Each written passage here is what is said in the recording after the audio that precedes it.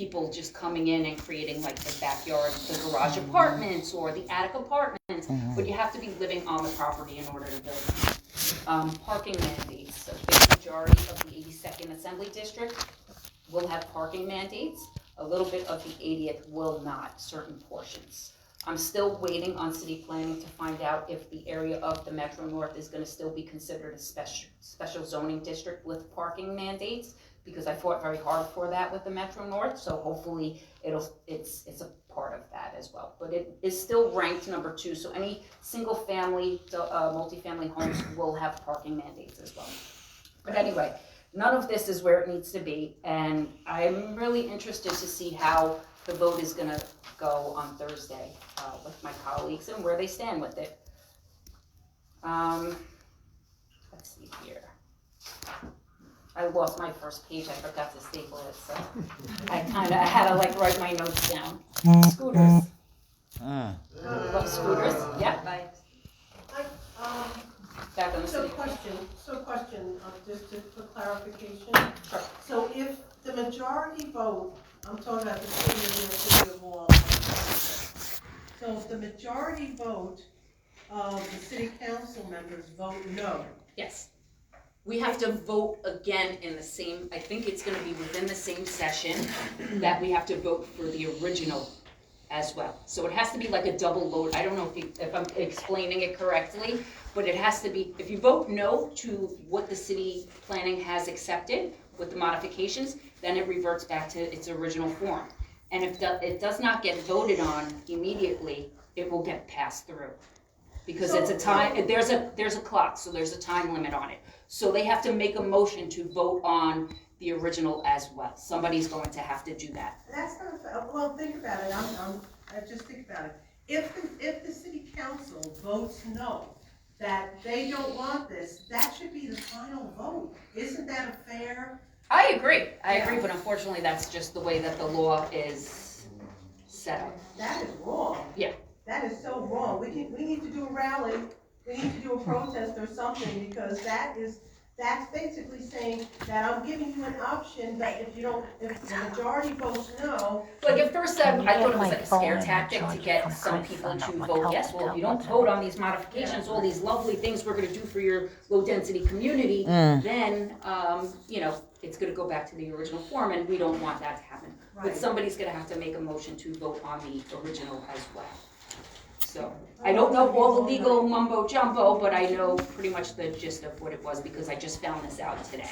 And I still have not gotten my full briefing from land use within the city council and the speaker's office. Everybody pray. Yes. Okay. Yeah, no, I agree. It's unfortunate, but this has not been something that's ever happened before. Right. So this is kind of new waters that we're treading. Because when they put something to the floor, which I just found this out myself, they're putting it to a vote because they have the numbers. So if it doesn't make it to the city council floor, They don't have the, yeah. they don't have the numbers, right? So e-scooters, continue to send the picture, oh, sorry. Would you be able to push that motion forward, or do you need somebody else to do that? Oh, one of us can. We're gonna have a conversation, like I said, with the Common Sense Caucus. We're gonna sit down before, we usually have a briefing before the meeting. I know David Carr kind of tried to do that in the committee for a vote. He tried to vote against the proposal, but it got pushed through, unfortunately. So, it's something we will fight for. What about the Well, part one? Is anybody What- gonna reverse Oh, we're hold on gonna a second, do- hold on a second. Let's let Christy finish speaking, and then if Christy wants, if we have time and Christy wants to take some questions, we'll take some questions. As far as scooters, continue to send pictures to our office, or if you know of a time and a location when somebody's going through a red light with a scooter, they are a complete disaster and a public safety issue. I want them out of our district. I'm doing every single thing I can do to get them out. I have set forth legislation to classify them. If they're over 20 miles an hour, over 50 pounds, they should be considered a motorized vehicle. And they need to be held accountable like, motorcycles. If you're going through a red light, if you're driving under a certain age, if you don't have a license, you should be ticketed. And I'm asking for the DOT to send us biannual reports on what's happening with the scooters, because I'm over it. I need them out of my district. If they're not gonna comply and they're not gonna play nice, then there's no reason for you to be here making money off of my district. And now, as far as Prop 1 is concerned, I have voted, on my own ballot against it. I tried to push. We did a rally within the city and on City Hall steps. All of the women. I have a young daughter. That's going to impact her life. She is, she wants to be a puppet. She's going to be a protected class at 8 years old, and she could become a puppet, and the state's going to be able to step in and take away my parental rights. And I just feel like something like that I'm not cool with, I'm not okay with. I don't agree with women in men's sports. But unfortunately, the majority of the state didn't think like we thought. And unfortunately, that's something we have to deal with. Hopefully, it's going to create a lot of court cases and things will be, yes? Hi, everybody. What? And just in reference to Prop 1, because I also protested as well against it in Queens. And I just want to say that we were all gaslit by the media and by whatever was presented. It was totally misdirected. It was about abortion rights. It was about LGBTQ. Right, it was just such a vague wording, and it was a Trojan horse, and what it's gonna do is open up to multiple lawsuits and, right. yeah, Fraud, and it needs to be challenged. yeah, and I'm sure it will be. Okay, all right, let's So then continue. next is another hot topic that I know you guys are concerned about is school choice. And we just put in legislation to try to see if the city would allow us to do a voucher program for the children within our district. So New York City Public Schools, it's $37,000 per child per school year. Charter schools, $17,000 per child per school year. Private school, Catholic schools, $7,000 to $8,000 for tuition to pay per child per year to go to school. Why is it that it's triple the amount of money to send your child to a New York City public school and their numbers are failing horribly? But yet in these smaller school systems, they're thriving and their children are doing better. Maybe it is because it is a smaller scale, smaller one-on-one, but I feel like every person should have a choice as to where they send their child, how they choose to send their child to school, and that's something I'm gonna get behind. Like I said, we put the legislation in. I don't know if they'll pick it up or not, but let's just pray to God that they do, because we have a lot of Catholic schools that are closing at alarming rates. I shouldn't be discriminated because I want to send my child to have a Catholic education, because I believe a certain way or I believe in a certain, oh, go ahead. Well, I'm Juliet, and I work now, I'm old, so I worked many years ago with the School Construction Authority and many of the orders placed in the public school system. And at one time, it was, my kids are 34, it was $3,500 to $5,000 per child, and it was $22,000 for special ed children. Can't see. None of that money was allocated to special ed. It was allocated Yeah, but this also goes to the fact that, do we all know Lehman High School?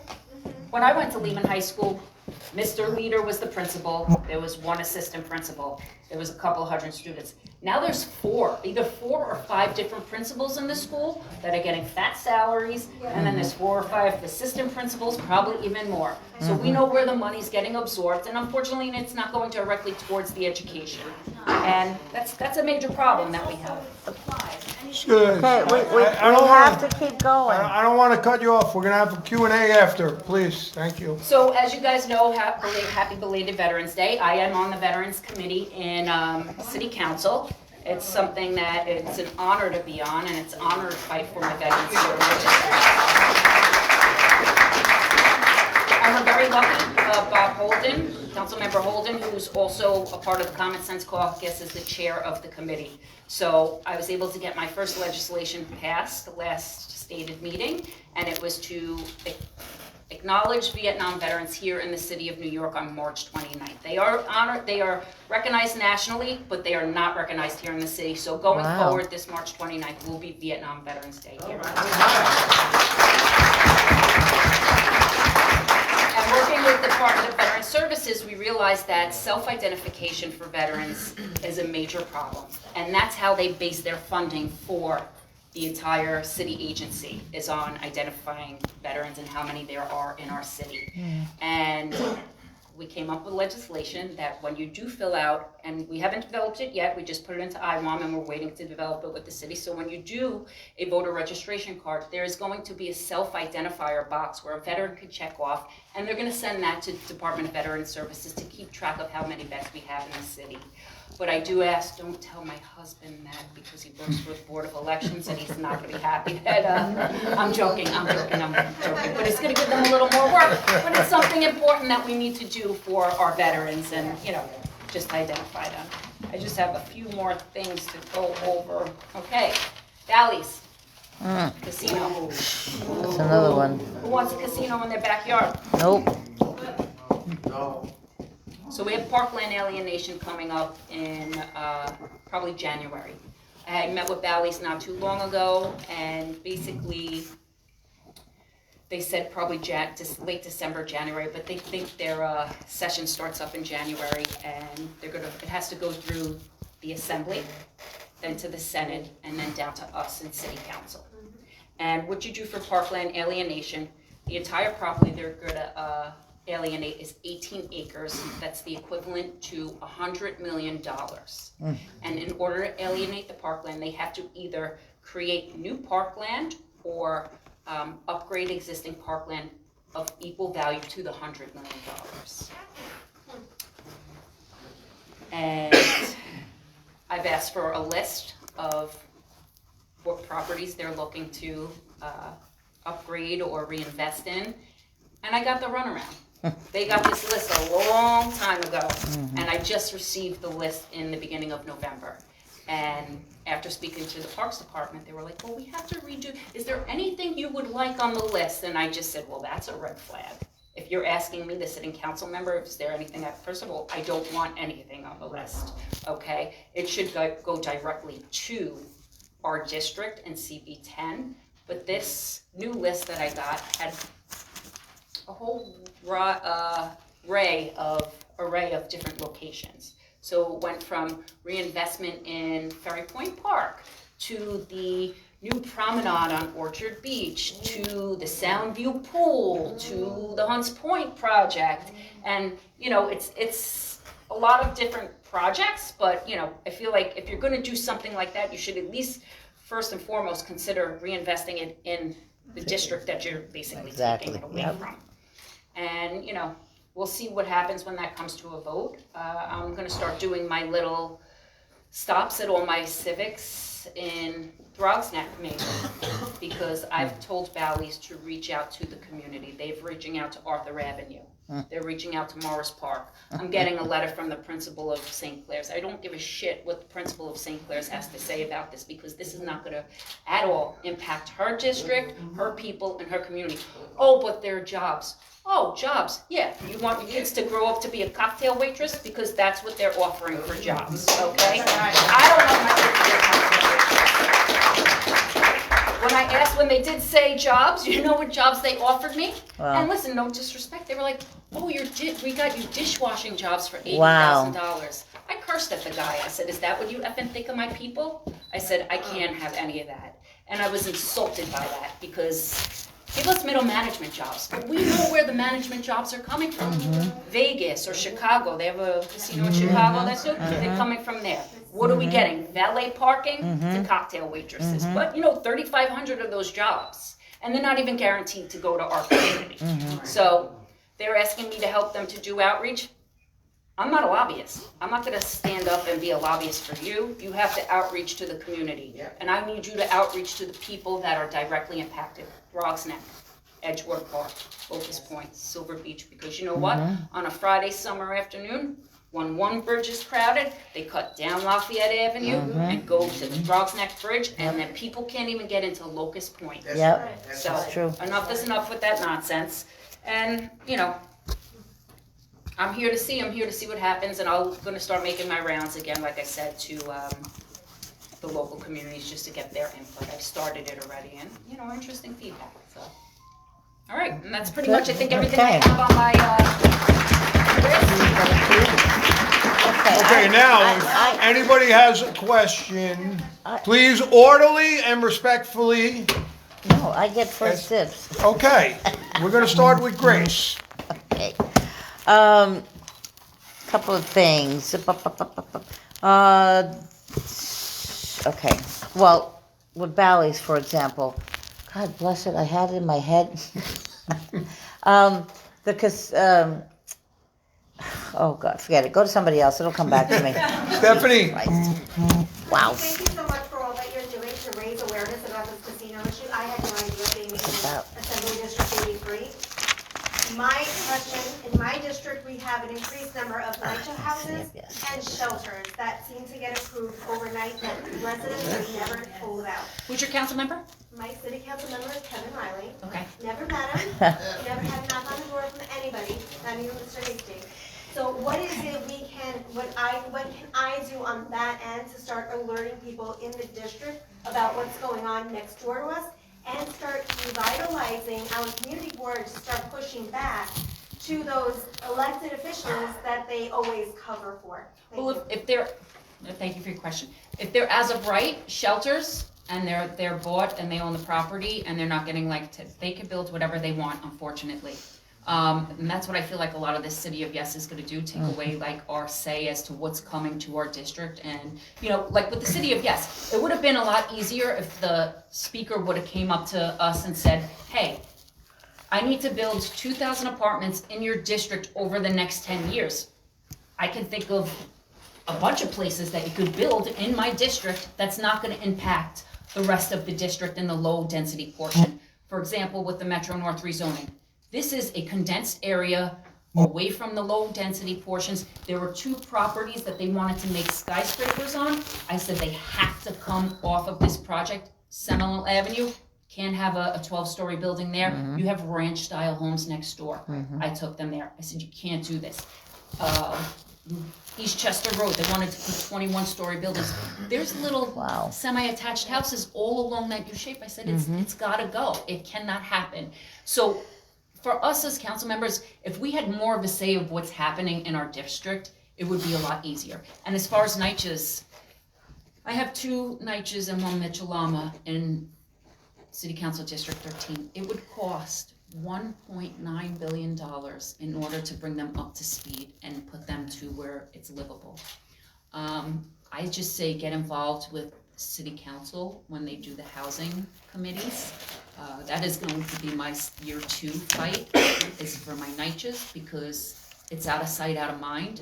When I actually have a meeting, is it tomorrow or Wednesday? Wednesday with the head of NYCHA, because I'm upset for them. These people should not have to live like this. You don't really have to hear. If I gotta go at 7:30 at night and drag my kid to Throgsneck houses because the door broke again, a 3rd day in a row, and it's somebody in the building smashed the door open, I'm gonna call you, Brian, and I'm gonna keep calling you until you pick up the phone, because you should know people have to live like this. These are people's lives. And I think more attention needs to be brought to that. And it's something that I'm gonna look forward to start fighting for, and I think that it's something, if you can be involved in it in the committees within City Council, go for it, testify. We need to bring light to that. Thank you. Leon? Can you please talk about how wonderful congestion price is gonna be? Thank you. Who remembers going out in Manhattan in the 2000s, late 90s, and it's 2, 3 o'clock in the morning, and you're hailing a cab, and you're like, hey, you take me to the Bronx? What do you think's gonna happen? And this is gonna be broad daylight, because if they gotta leave to come back, they're not gonna be paying congestion pricing. It's gonna destroy Manhattan, and unfortunately, I have to pay it because I refuse to take the train. I don't think that we're in a place of public safety to be going up and down. I've taken the train a few times down to City Hall. It's not my preferred travel, and it still takes really a long time. At least if I could get in my car and use the phone, I feel a little bit more comfortable.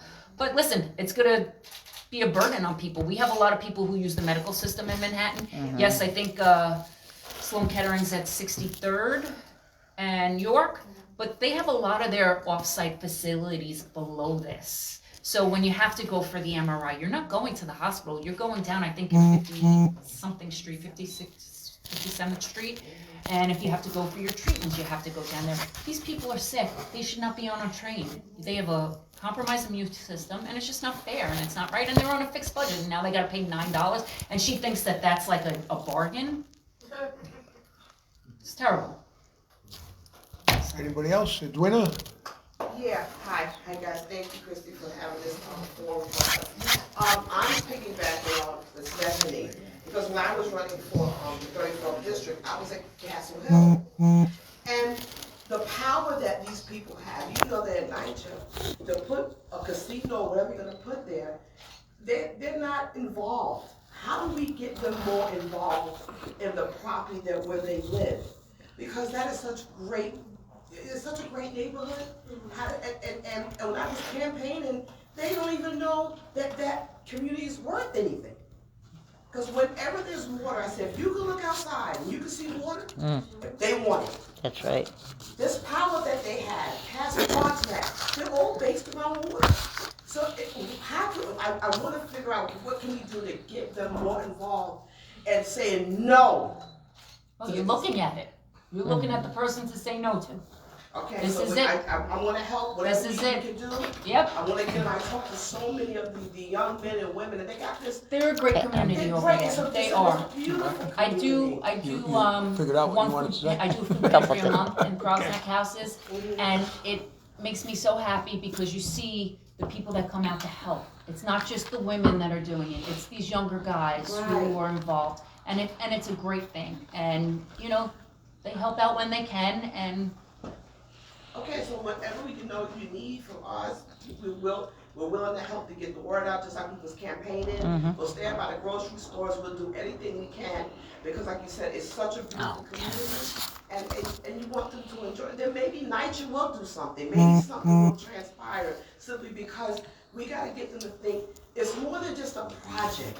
well, one thing I did see, and I think it was in Lower Manhattan, I don't know exactly where the site was, and I have to do more research on it. They basically are just demolishing a NYCHA site and rebuilding. Is it Chelsea? Yeah. And I feel like if we can get that, I mean, it's gonna be cheaper to do that than it is to repair what we have already Right, in so place. anything I can do, we can do, we don't, because it's great property, and it shouldn't go to a bunch of cocktail waitresses and bookies and prostitutes. And that's what it's Well, the problem isn't even so much that. The problem is, you walk at the back end of the casino, you're out on Shores Avenue, you can walk right into the Right.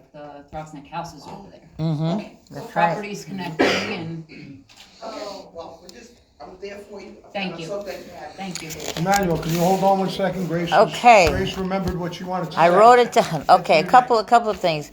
With the city of Yes, you know, Paul Graziano, there's a contingency plan if the city of Yes does pass, that I believe there's legislation in Albany already being prepared so that the city or I'm not sure if it's the city or the neighbor, like the Bronx, we would become our own city. In other words, to pull away from that, we would, and I think that's doable because all our taxes would be coming to us and not out there.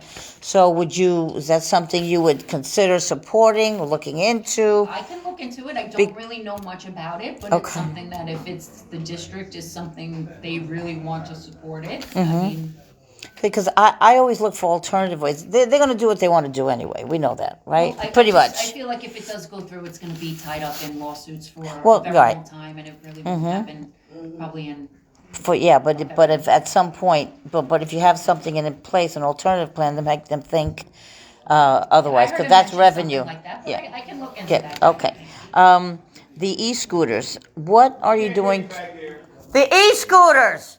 What are you doing to go after the companies who are supposed to be maintaining and picking up their junk? So, I've had a conversation with Lime, I've had a, Zoom conversation with Lime, and it really didn't go so well, because I just couldn't control myself, because I'm just fed up with it.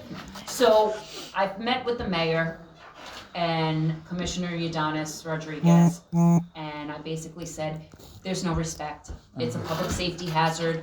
There's a lot of issues. And the mayor said, well, what's the accountability? Are the companies doing what they need to do?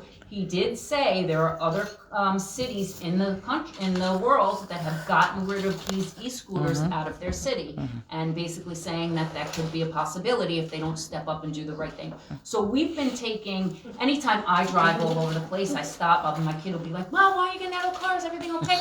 I jump out, I take a picture of a scooter blocking a sidewalk, or I do it constantly all day long. We have people within the community send us emails, and we're keeping a record. So as we keep the record, we send it to the mayor, we send it to DOT, we send it to Lyme, to the point where Lyme is actually responding to us. But I don't care, because too little, too late. I'm not like that. I don't really care. But we're trying to come up with legislation to basically cripple them in the sense of they Right. really need to step up and have their Right. riders accountable. And if they don't do it, then they gotta go. Because you see minors on them. Yeah, and So- they shouldn't be. No, You have but- to have, no, a driver's license in order to open an Yeah, account. no, they So when don't. you see 25 of them outside of Lehman High School, why are they there?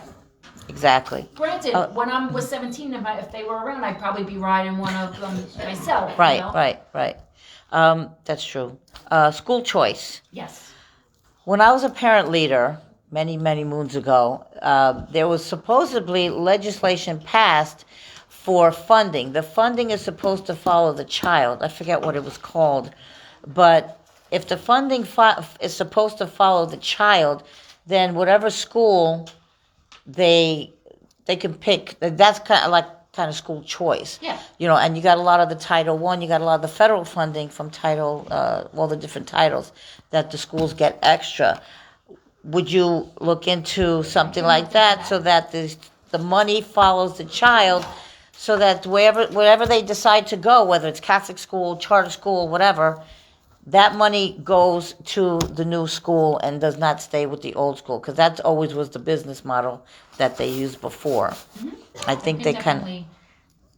Yes. Okay, and the cameras. I know a lot of people, a lot of people like cameras all over the place. I personally don't, because they don't do anything other than maybe they might catch you being murdered, but that's about it. They're not going to stop it. My idea, and I'd like to give it to you, is that if in addition to having cameras, have a system, have it set up so that when the lights trigger, because there's never enough lighting either, so a lot of places have cameras with no Talking about lighting. The driving cameras, or are you talking The about cameras, the like artist cameras that the are, cameras, safe? right? Like in the bodegas or whatever. Or the police, whatever they have. The police have that big light. Well, first of all, we need lighting, because there's never enough lighting. Second of all, the cameras is not enough. Capturing something on video is not enough.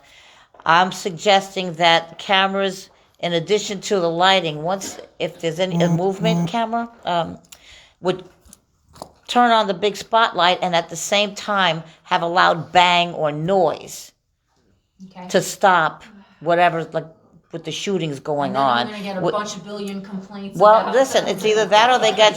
What I'm saying, Break it there's real got to quick, be man. something. No, I understand. Something that's going to stop people for a second. They're getting ready to shoot, bam, they're like, whoop, they're going to leave. So I'm just saying, as a deterrent, Okay. and I think it may save lives instead of being having a oh my goodness, that's so sad type of thing, when we can try to prevent it. Okay. That's just my big, that's it. Thank you. Thank you so much. One more thing I just want to say, like I said from the beginning, do not buy the garbage cans just yet. Hold out. I know the timeline is, they cut it shorter, timeline is coming soon. Still hold out, we're still working within city council. We do have a bill up that we're trying to get the city to pay for those garbage Good. cans. Because it's only right. Yes. That's Hold fine. on, hold on, yeah, Emmanuel, please. Mark, after you go after. When you were talking about the buildings, were you talking about the buildings in Manhattan that you were trying to demolish and put up with the buildings with balconies? Because that's what they had an exhibition in the museum in Manhattan of those buildings they're trying to do, a project they're trying to go down and renovate so they can put some balconies out there. That would be nice. When they do, what would happen to residents that are there? I don't know, I didn't, like I said, somebody had sent me the article, I didn't read the article, it's something I need to start researching and looking into, because, you know, at this point, 1.9 billion just for 2 housing complexes is a lot of money just to get them up to speed. I mean, I don't know how much it would cost to build one, but. Also, is there an ordinance so that when the new buildings go up, they actually have a garage in the basement? Because there's gonna be a lot Now of. you're talking my language, parking. Yeah, because there's a lot Residents, no, I know, They're I gonna go know. up, they're gonna Yeah. go down, might as well convert that into a Garage or- garage so that yeah. the tenants can actually go in, kind of Some- alleviate some of the street pressure. Well, it all depends on what the city of Yes, how it goes through with the parking zones and location. Nothing in Manhattan is gonna have any parking mandates. Wow. If it's in the building, each building has at least 1 or 2 parking lot, spots down there for the residents that day. And the residents not using it, you can rent it out to whoever wants to use it. So that opens up more revenue. Of course. And also, helps with congestion. Got more parking. Mark? Yes, you mentioned earlier about not traveling the subway. I used to travel the subway a while ago, but not anymore, for a very simple reason. It's not safe.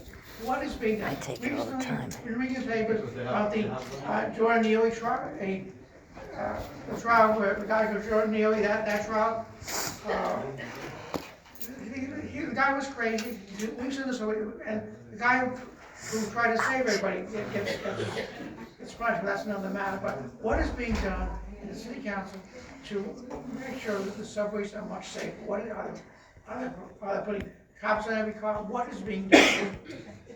Well, it's, you know, obviously, you know, with the NYPD, it's hard to get police officers to even wanna join the job. I have fought and I've gotten officers back to our both precincts. We had a new graduating class, I think one got 6, one got 7. There's not that many people that wanna join the force. I know there's gonna be another graduating class in December. I know also the mayor is looking to increase the number up to 1,600 police officers to graduate. They wanna increase the numbers. I did see a video of one of my co-council members who wanted the police off of the trains and the subways. And I said to one of the commissioners, and I just basically said to them, well, whatever she doesn't want, we welcome them here in District 13. You could send them to our subways, we respect them, and we'd be more than happy to have them. So, Wow. I'm meeting with Chief Gurley tomorrow, the Bronx Borough Commander, and I'm gonna talk to him about numbers and what we can do and see what's really going on. Thank you. Okay, any other questions?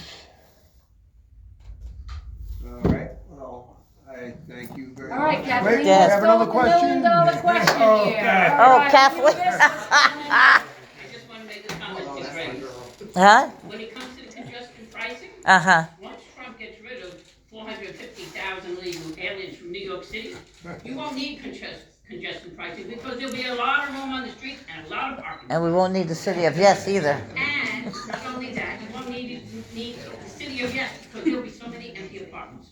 With 450,000 supposedly in New York City, you will have to. Hold on 1 second, Emmanuel. You don't have to approve the city of Yes. They'll become available for the. Okay, thank you, Kathleen. Hopefully. Question, because it's a little different than what everyone else has been speaking about. Thus far, we know that President Trump is looking to basically change enforce the immigration laws. New York State and New York City are, they're open border sanctuary cities and states. Right. Which he has stated that he is looking to end the funding, which would have a demonstrative impact on New York City. Has anyone had a conversation about how we are going to address that lower funding? Has anyone addressed the consideration of closing the border and dealing with the illegal immigration to assist President Trump in getting rid of some of the violent illegal aliens? Well, we have put in bills, legislation to protect the city against the sanctuary city laws, but like I said, there's no movement on it, because they pick and choose what they want to put in the city. And it's unfortunate because we are here stuck holding the bag with the money to give to these illegal immigrants. And the unfortunate thing, well, the fortunate thing is, and I feel with the new border czar, is anybody that breaks the law and is going to be aggressive towards any of our NYPD officers, that they're going to get out of here. And I think that they will stick to that. We're also trying to have a bill to be able to have the NYPD work with ICE, because that is something Finally. that unfortunately they cannot do. But again, it's all about movement on the floor, and nothing's moving. One follow-up then. So, is there any discussion that you are aware of in elected government at any level that they have become aware of or are considering the fact that we're going to be losing funding? And that funding, based on what's been stated so far, I don't think we really get much federal funding. I think a lot of it's coming, I mean, we get some, but we are really taking a big portion of it out of our city budget. well, it's actually, well, you do get a bit of funding directly for the housing, like some of the hotels.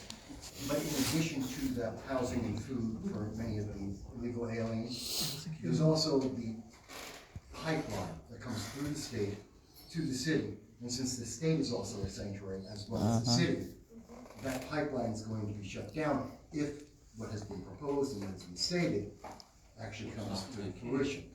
So that's why I'm very concerned about that. We're looking at, by my estimate, somewhere around $1 billion at the most, about $1 billion that could be cut. Yeah.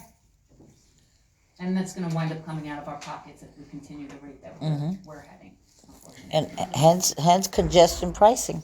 Well, yeah. I think they're putting things in. And the casinos, because they're gonna get a couple of $1 billion for the application, Yep. because I think it's $500 million just to put an application in. So you can probably get about, what is it, 6 or 8, so maybe $2 to $3 billion. Yep.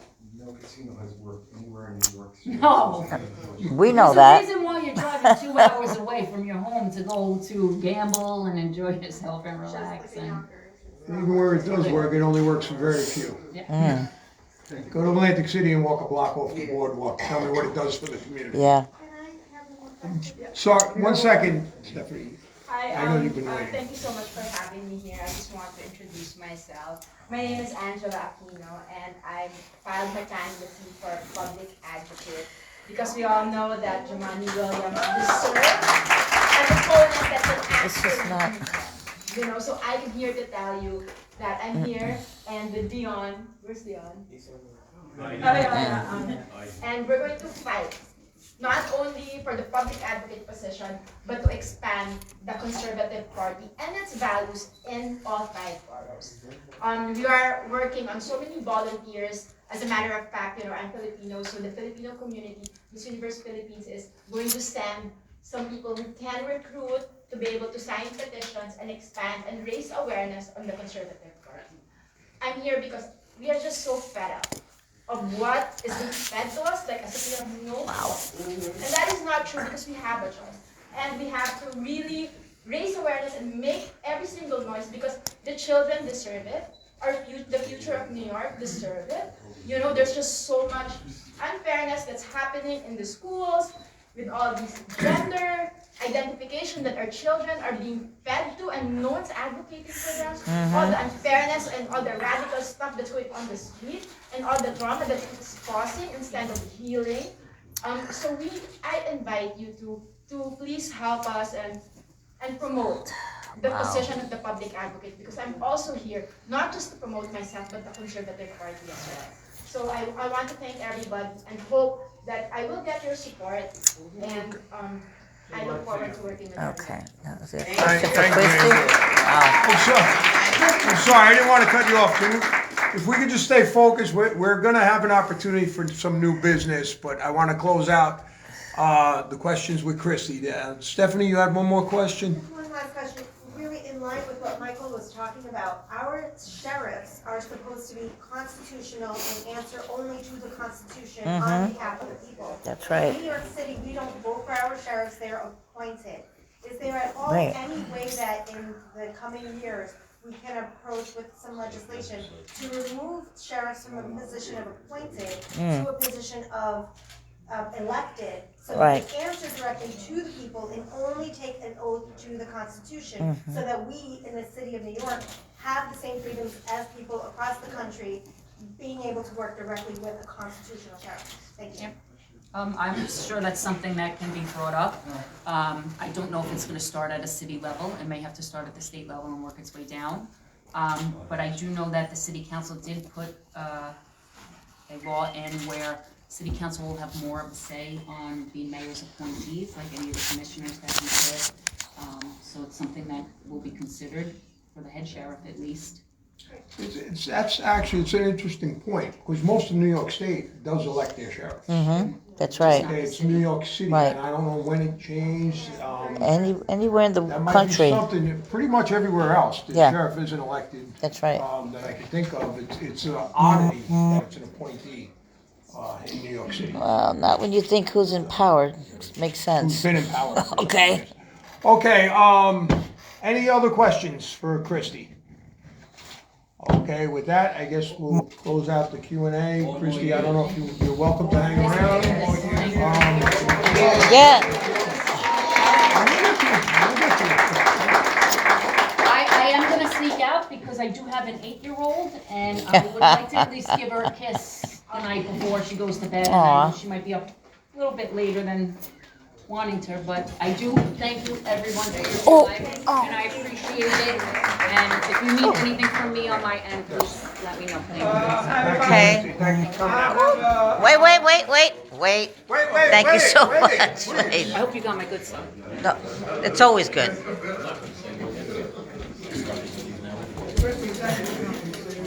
You will be announced. Yeah, give us a few more minutes. Yes. Hold on. Okay. Okay. Oh, all right. Thank you. We're in They a- died or what? No service. This, I Okay, the got next service. order of business is any old business that we have outstanding. Oh. Yeah, there's, I don't think there's any old business really that we have to go over right now. Then new business. Part of the new business, as I mentioned earlier, during this campaign season, there's Jim Livieri. He is a longtime member of the hold on. Conservative Party. And, Hold on. Let's yeah. just take a second. yeah, let's give this a moment to break up before we.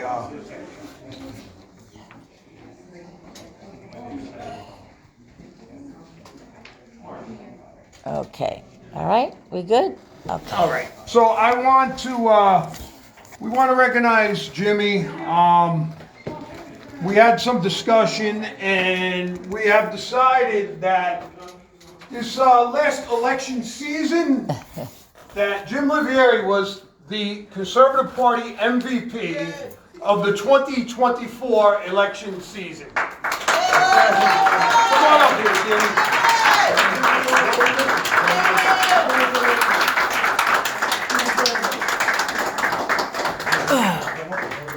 Come on up here, Jimmy. You gotta come up here. Speech.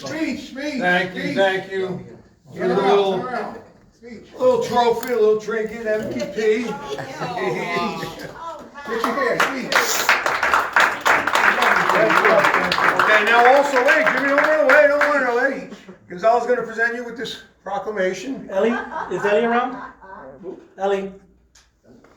Oh, hold on a second. Let me get in front of you. Hold on.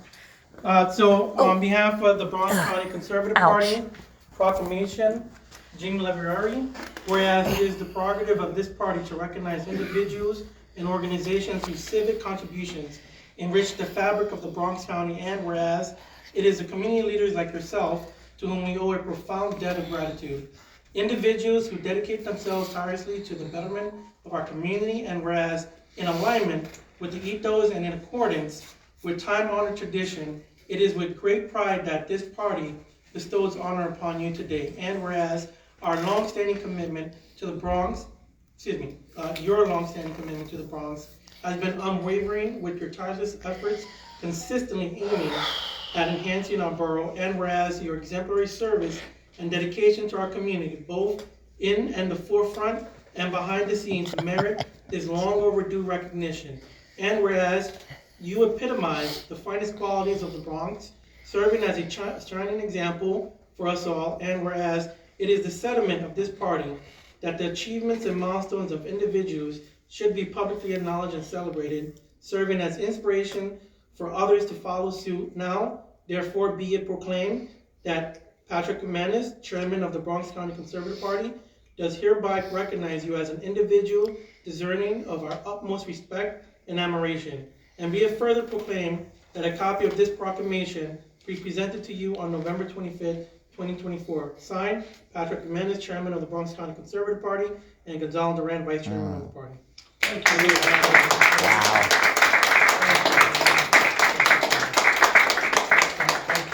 And if we can get one more second, because then they're gonna finish everything right there. And Nelly just got here. Just give me a second. Ellie, if you don't mind. You Go. can Go ahead.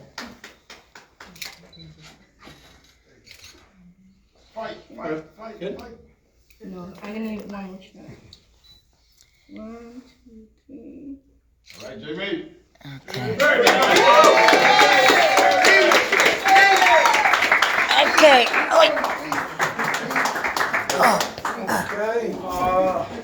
Go back over do we have any here. other new business?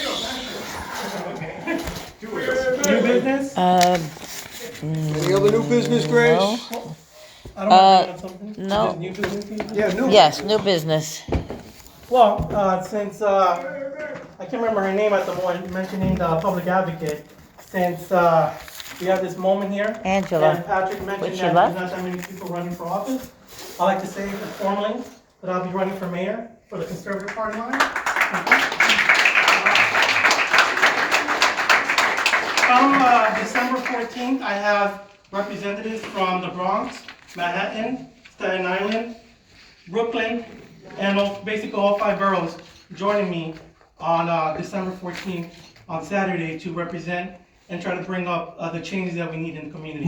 You guys have seen the work that I've done, you know who I am, and I hope I can count on your votes this upcoming, I'm trying to go forward. Thank you. What is December 14th? Is it everybody? Everybody's invited. Where? And What time? Thank you, Grace. So on December 14th, the address is next to one of our offices. I apologize. And if anybody wants to get in contact with me after this, I'll be happy to talk. This December 14th, we'll have the press. We have, once again, representatives from all 5 boroughs that are working towards getting into this. It's going to be at 806 Jennings Street in the Bronx. There'll be parking. We'll be starting at 3 p.m. So I thank you once again for giving me this opportunity, and I hope I can count on you. Thank you. Okay. Okay. That being said, I just want to point out, Gonzalo's running for mayor is separate from his being chairman of the Bronx County Conservative Party. Right. Just fairness and disclosure. We have another gentleman here, Joe Alai, who will also be seeking an endorsement to run for mayor of New York City.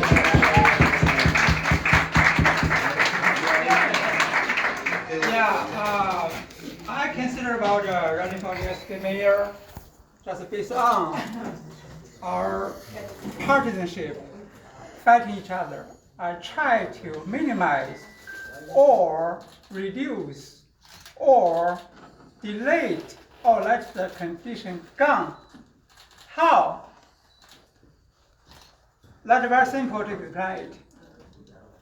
Municipal government, New York City government, management too much, really manage too much. We need like a city council district, bigger. The management district affairs themselves, like affordable housing, each district has their policies. Like rent, each district has their policies. Education, the school in your district, you management yourself. No need an education department. Yeah.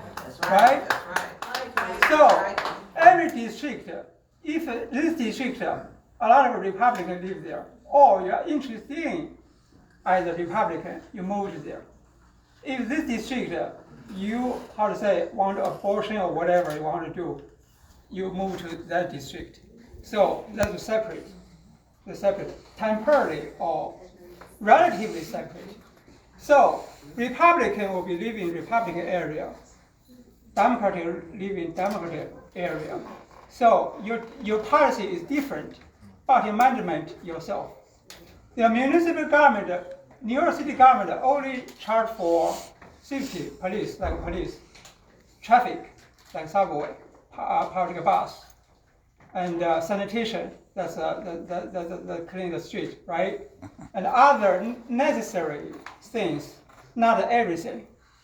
And the municipal government, what they also were going to do, will have a subject evaluation group and an object evaluation group to monitor, or how to say, we kind of call them manage, not call them manage, like just a monitor, like what we call subject evaluation system.